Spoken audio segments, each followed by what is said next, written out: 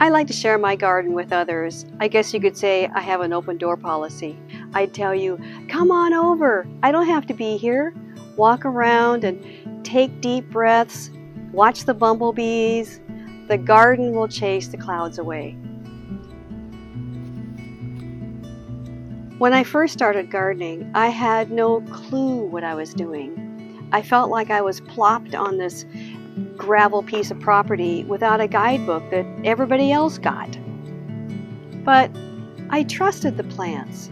They have a job to do, right? And I'm the cheerleader.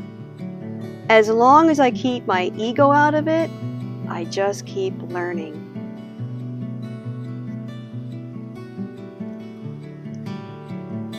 My garden is my sanctuary.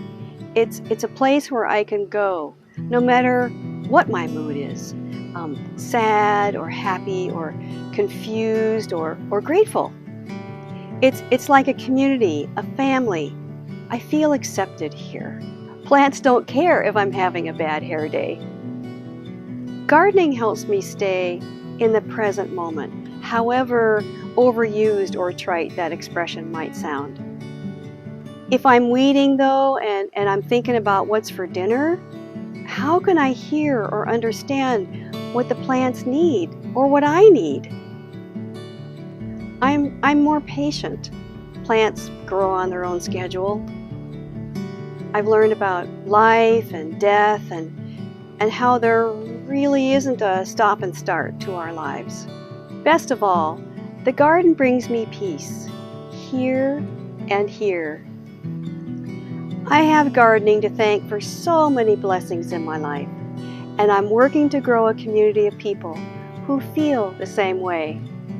Because when we connect and share experiences in our own garden sanctuaries, something magic happens.